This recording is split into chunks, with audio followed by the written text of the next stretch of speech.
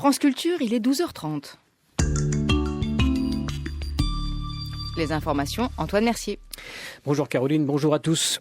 Les Suisses votent en faveur de la réintroduction de quotas d'immigration avec l'Union européenne. Le ministre français Laurent Fabius estime que ce vote va entraîner une révision des relations entre l'Europe et la Confédération helvétique. Analyse dans un instant avec Éric Biegala.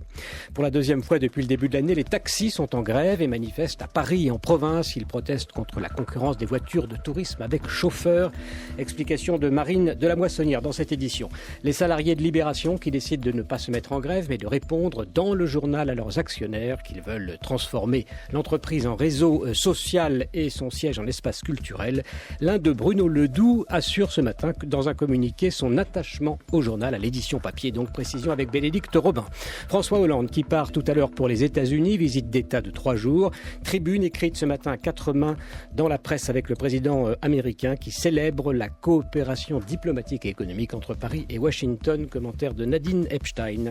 L'Agence internationale de l'énergie atomique salue ce matin les progrès réalisés avec l'Iran au sujet de son programme nucléaire controversé, mais souligne aussi qu'il reste de nombreux sujets à éclaircir sur sa possible dimension militaire. Journée fil rouge sur l'Iran dans les journaux de la rédaction avec Ludovic Piétenu, l'invité du journal. On parlera d'ailleurs de cette situation en Iran. Nathalie Goulet qui est sénatrice centriste de l'Orne. Dans la dernière partie, Caroline, nous parlerons de la liberté d'expression comme gardienne de la démocratie avec Jean-Yves Montfort, qui est magistrat, qui est aujourd'hui conseiller à la Cour de cassation, mais qui a présidé pendant 10 ans la 17e chambre correctionnelle spécialisée dans les affaires de presse et de liberté publique. les électeurs suisses viennent donc de bouleverser la donne sur l'immigration en Europe en rejetant par référendum donc le principe de la libre circulation des personnes. Consultation organisée par l'UDC, la droite populiste, qui vise donc à réintroduire des quotas d'immigration avec l'Union européenne. Le oui passe de justesse avec 50,3% des voix. Commentaire ce matin du Temps de Genève. Le retour au contingent de travailleurs européens constitue un tournant historique et aura aussi des conséquences imprévisibles. On va en reparler. Éric Biegala, bonjour. Bonjour Antoine. Alors que dit précisément ce texte donc référendaire qui a été adopté hier et de quelle façon pourrait-il se traduire concrètement ? Alors le texte soumis au vote, à la votation hier, demandait, voilà, de mettre fin à l'immigration de masse. Alors concrètement, ses promoteurs entendaient que la Suisse gère de manière autonome l'immigration des étrangers, comprenez, sans interférence européenne. Ce même texte demandait donc que loin de la libre circulation des personnes et des biens, soient désormais déterminés des plafonds et contingents annuels de travailleurs immigrés en Suisse, ces quotas étant fixés en fonction des intérêts économiques globaux de la Suisse et dans le respect du principe de préférence nationale. Toute demande d'autorisation de séjour devrait prendre en compte la demande d'un employeur, la capacité d'intégration du demandeur et une source de revenus suffisante. Enfin, aucun traité international contraire à ces dispositions ne devra être conclu. Voilà, c'est avec ce texte-là, sur cette base-là, que le Conseil fédéral, c'est-à-dire le gouvernement, a maintenant 3 ans au maximum pour traduire ceci dans les textes. Imaginez comment remettre en place des quotas, ils ont existé jusqu'en 2007, et bien sûr, ça veut dire aussi qu'il va falloir renégocier les traités conclus entre la Suisse et l'Union européenne, puisqu'actuellement la Confédération helvétique est toute proche d'être le 29e État de l'Union européenne. En tout cas, la libre circulation des personnes et des biens y est effective. Voilà, on va développer ce point, mais d'abord, comment s'est déroulée la campagne et comment expliquer donc ce résultat aujourd'hui, 50,3%? Alors, la campagne était un peu étrange. Les tenants d'un retour aux quotas, c'est-à-dire essentiellement l'UDC, l'Union démocratique du centre, qui, vous l'avez dit, est plutôt un parti de droite, avait fait campagne sur des thèmes assez classiques. L'immigration des Européens en Suisse tire les salaires vers le bas, par exemple. Alors, ils n'ont pas vraiment pu aller jusqu'à dire que les travailleurs immigrés volaient le travail aux Suisses, parce qu'avec un taux de chômage de l'ordre de 3% en Suisse, on ne peut pas franchement dire que cette immigration contraint le marché du travail. Alors, on a entendu des arguments un peu plus étranges. Par exemple, on a fait valoir que les immigrés européens étaient responsables des bouchons sur les autoroutes, ou de l'engorgement des centres-villes, ou de la raréfaction du foncier. Ce qui est étonnant, en fait, c'est que la carte du vote d'hier reproduit pratiquement à l'identique ce qui s'était passé en 1992, quand la Suisse avait rejeté l'espace économique européen à une très courte majorité, exactement la même qu'hier d'ailleurs. Ce sont surtout les cantons alémaniques et ruraux, là où la pression migratoire est la plus faible en fait, qui ont voulu revenir au quota, alors que les cantons romans, c'est-à-dire francophones, urbains, où arrive l'essentiel de cette immigration européenne, ont eux massivement rejeté ce retour au quota, comme si c'était la crainte, pour ne pas dire le fantasme de l'invasion étrangère qui avait joué ici. Un résultat en tout cas qui suscite des commentaires commentaires politiques ce matin, à commencer par celui de François Fillon qui juge, je cite, parfaitement naturel que la Suisse veuille diminuer le nombre d'étrangers sur son territoire. Il était l'invité de BFM TV ce matin. Qu'elle veuille réduire globalement le nombre d'étrangers sur son territoire, c'est une revendication qui est parfaitement naturelle et qu'on doit placer sur le plan non pas de la défense de l'emploi, mais de l'intégration. Et moi, je propose depuis des mois et des mois que la France ou l'Europe, les deux peuvent être possibles, adoptent le même système. Alors il y a beaucoup de difficultés juridiques, la Constitution française ne le permet pas, donc il faut la changer, il faut modifier certains aspects. Ça fait partie de votre projet ? Ça fait partie de mon projet. Oui. Et la deuxième chose, c'est l'Europe. Aujourd'hui, les règles européennes ne permettraient pas de mettre en œuvre ce projet. Donc il y a deux solutions. Ou l'Europe se dote d'une politique d'immigration sérieuse, maîtrisée, qui correspond à la réalité d'aujourd'hui, ou alors les États devront prendre la main. Avec un système de quotas ? Avec un système de quotas, avec un vote. Le système de quotas, ça consiste à dire quoi ? D'abord à adapter les volumes de personnes qu'on accueille, mais ça consiste aussi à choisir les métiers, les qualifications et les régions du monde pour essayer de faire en sorte qu'on ait une immigration qui soit équilibrée et harmonieuse. François Fillon, c'était avec Jean-Jacques Bourdin. Marine Le Pen, elle appelle les Français à suivre l'exemple suisse. Sur le plan européen maintenant, le ministre des Affaires étrangères, Laurent Fabius, juge préoccupant ce vote qui va entraîner, selon lui, donc une révision, vous l'évoquiez, Éric Béguéla, des relations entre l'Europe et la Confédération helvétique. Que peut faire l'Europe ? Dans quel délai ? Alors pour le moment, l'Union européenne va probablement attendre un petit peu, attendre de voir comment le gouvernement suisse va effectivement traduire concrètement cette nouvelle politique migratoire qui vient d'être décidée par la votation de ce dimanche. Il a 3 ans pour ce faire, pour proposer un texte qui tienne à la fois compte de ce qui a été voté hier et des dispositions liant la Suisse à l'Union. Mais la compatibilité des deux semble assez peu probable. Si la Suisse ne respecte plus la libre circulation des personnes et des biens, qui est au cœur des accords d'association avec l'UE, c'est la totalité des accords bilatéraux sur le commerce des biens agricoles, sur les produits de la recherche, concernant les transports ou l'accès des entreprises suisses aux appels d'offres publics européens. C'est tout ça qui devrait être mis en cause. Éric Béguéla, merci. Selon l'OCDE, l'activité française et celle de la zone euro connaissent une inflexion positive. En revanche, si l'on en croit la Banque de France, la croissance ne devrait atteindre que 0,2% au premier trimestre. Et oui, on est bien loin du cap des 0,9 du gouvernement, 0,9% en 2014. Pour Arnaud Montebourg, le ministre, ce matin, le niveau actuel de l'euro, c'est le niveau actuel de l'euro qui plombe les efforts de compétitivité des entreprises, qui joue donc un frein à la croissance et il appelle donc à faire baisser l'euro d'urgence. Jean-Marc Chardon.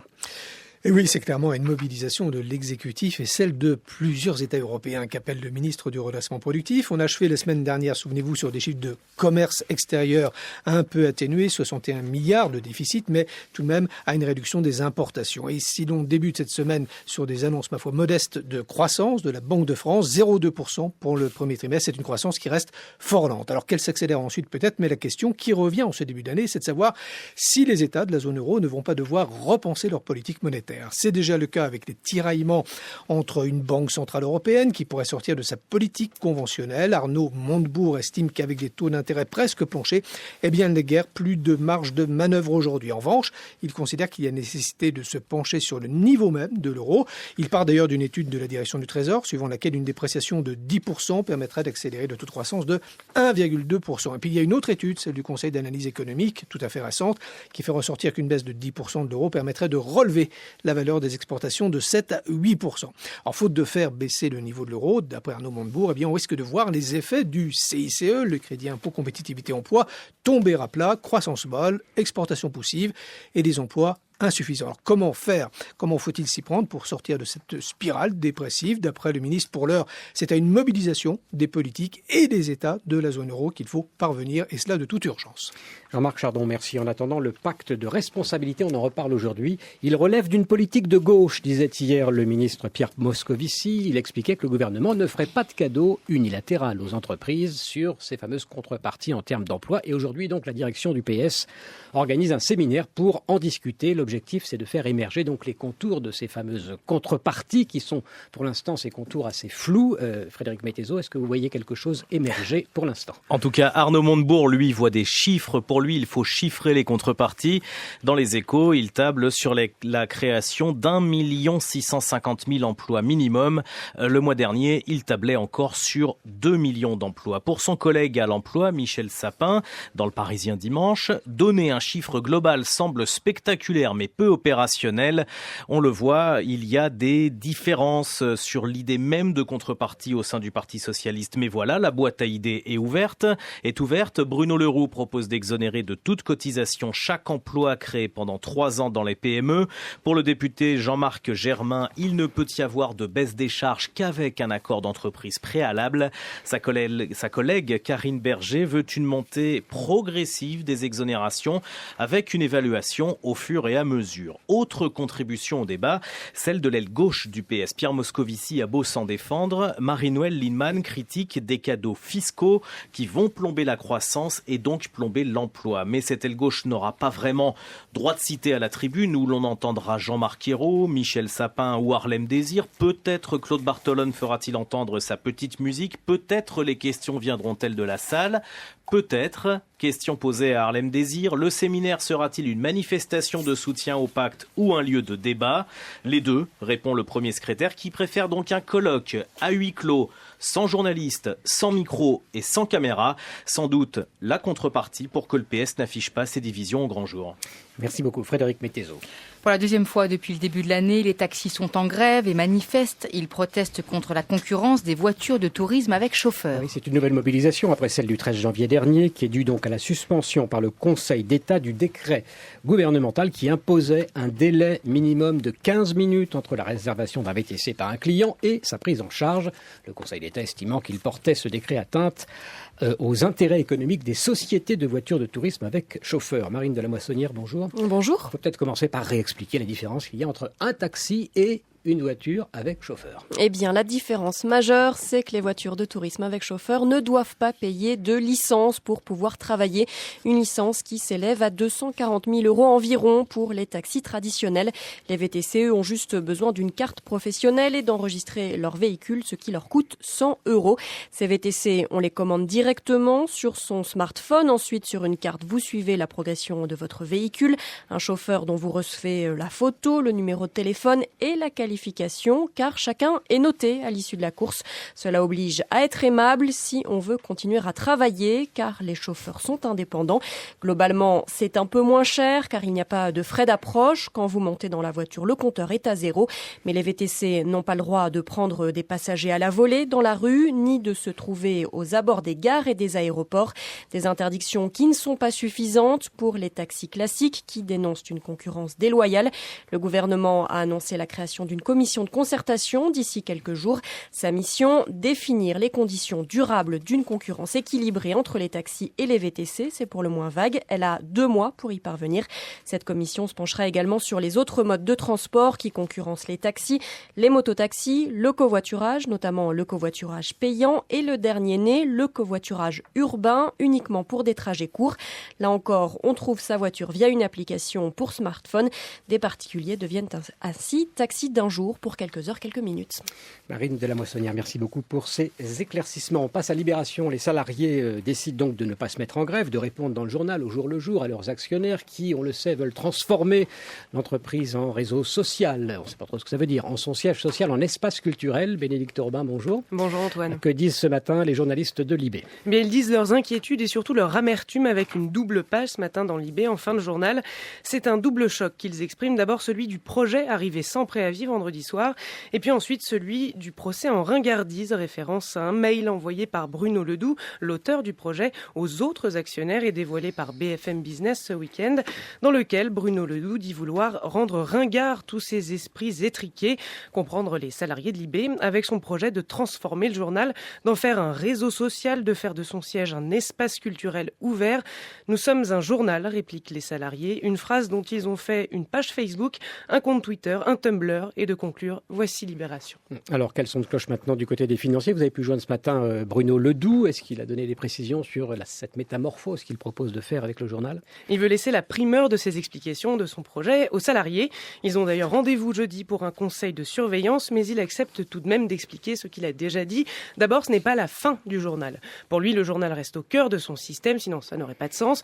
Mais il faut trouver un nouveau cap, une nouvelle dynamique. Et voilà qui est fait, notamment pour fédérer de nouveaux investisseurs investisseurs parce qu'aujourd'hui, dans le modèle existant, 1 euro investi serait 1 euro perdu.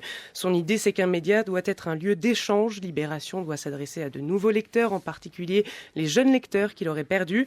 Il parle d'un univers Libération, pas seulement une marque, mais un héritage sur lequel il veut reconstruire.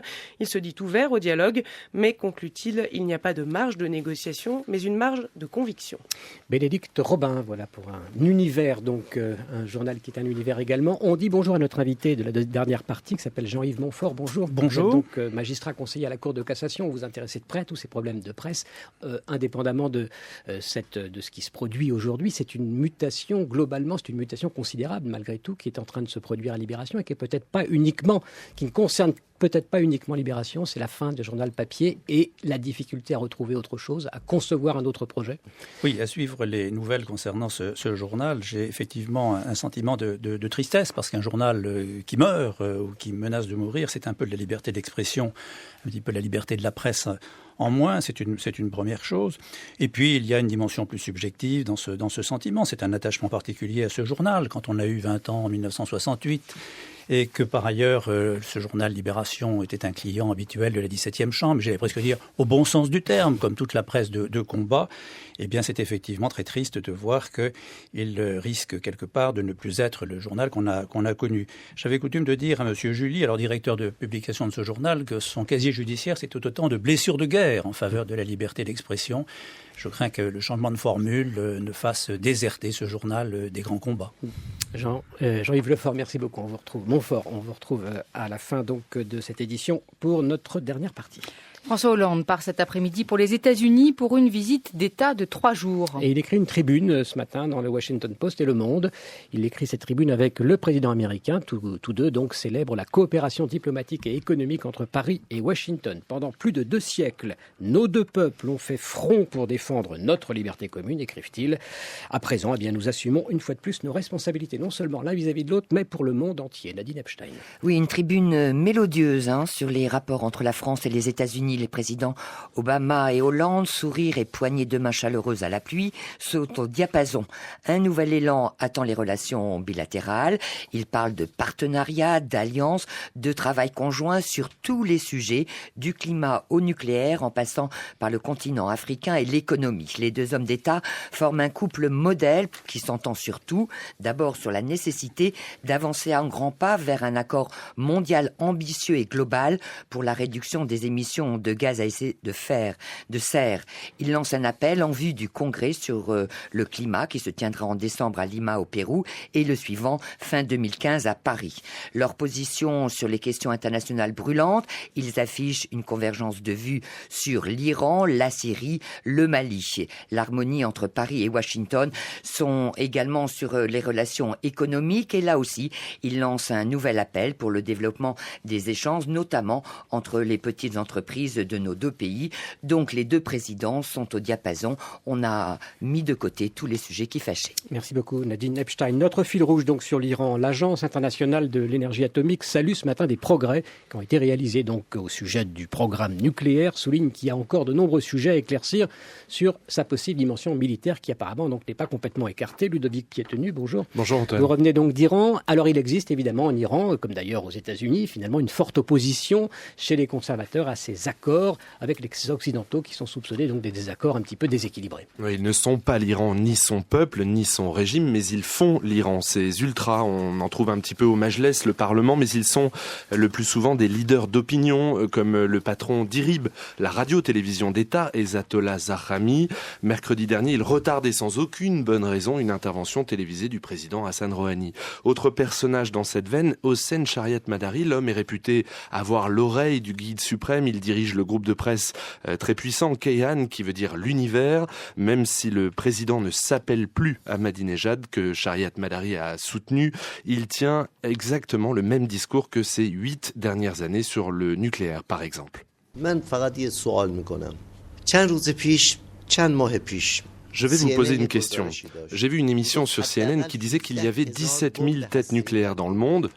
Les Américains ont la bombe, les Français, la Chine, les Britanniques, le Pakistan ou même Israël qui détient 300 têtes.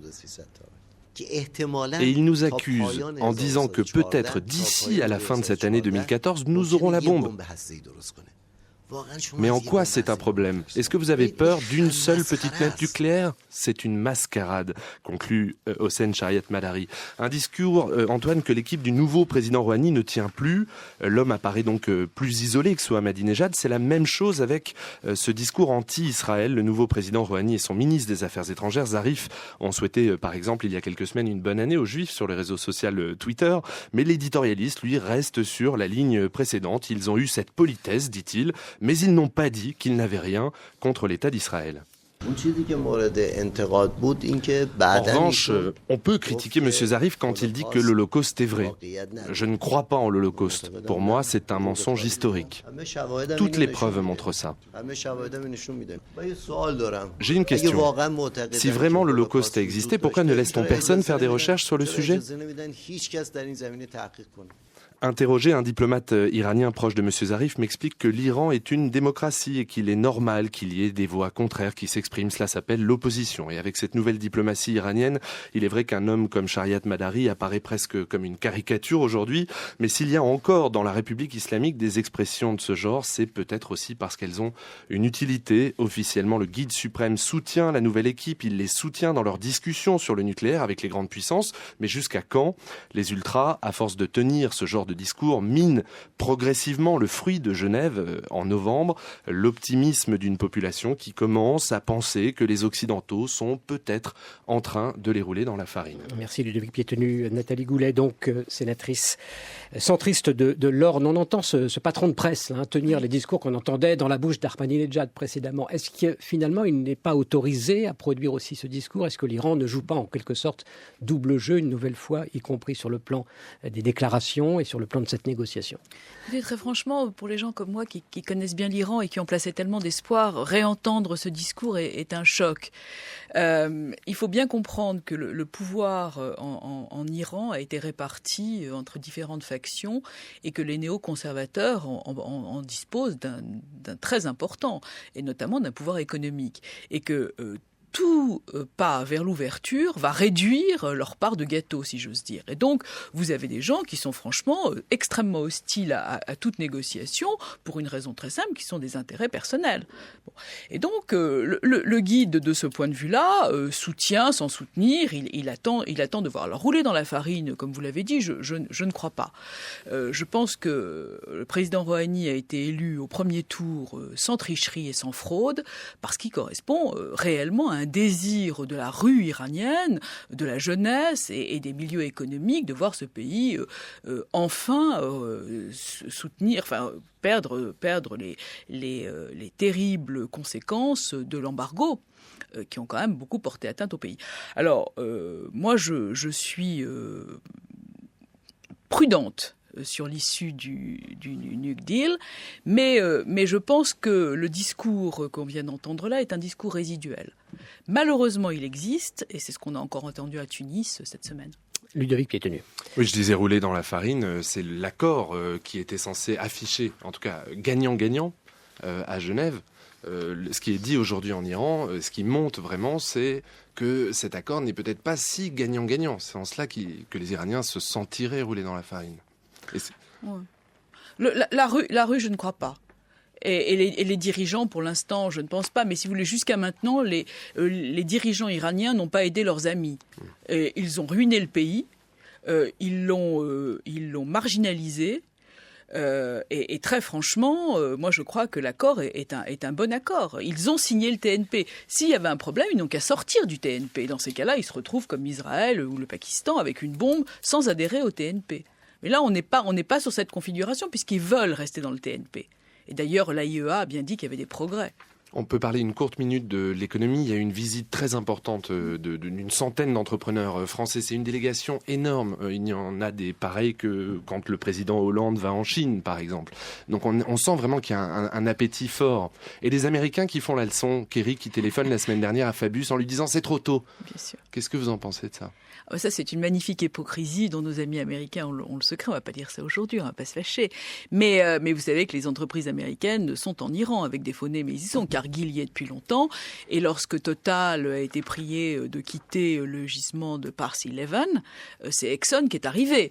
Donc tout ça est tout à fait dans la ligne de Halliburton et des choses qu'on connaît ailleurs et qu'on a vu malheureusement par ailleurs de l'intérêt des États-Unis dans cette zone. Il y a quand même une petite dissymétrie parce que d'un côté, la fin des sanctions, on a l'impression que c'est tout de suite, tout le monde se précipite. Et de l'autre côté, les promesses sur le nucléaire, on va voir, il y a des dates au printemps, etc. qui c'est pas vraiment encore complètement fait ni vérifié. Non, c'est pas complètement fait ni vérifié. Et je voudrais juste vous dire qu'il y a des questions de calendrier qui se posent naturellement. D'abord, déjà pour arriver à Genève, il a déjà fallu un certain temps. Bon, ensuite, vous comprenez bien que l'Iran a triché depuis des années et que les Occidentaux sont quand même très méfiants. Donc il y a un décalage entre la réalisation, les 6 mois pour concrétiser l'accord de Genève, et puis la levée totale des sanctions.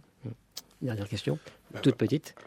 On parle simplement d'un accord global signé avant juillet, c'est ça, pour donner des éléments de calendrier aux auditeurs, et d'un retour à la normale en Iran, pas avant début 2016. Donc c'est encore 2 ans d'attente. Merci beaucoup en tout cas Nathalie Goulet d'avoir accepté notre invitation. Une perturbation est arrivée d'Espagne cette nuit. Elle s'étend sur l'ouest et surtout le sud-est du pays. Vigilance orange, pluie déclenchée dans le Var ce matin. Sur la moitié nord, un ciel souvent chargé, mais aussi de belles éclaircies. Température 6 à 15 degrés. Fin de cette édition réalisée avec Yacine Bouzard. Le prochain journal est à 18h avec Tara Schlegel.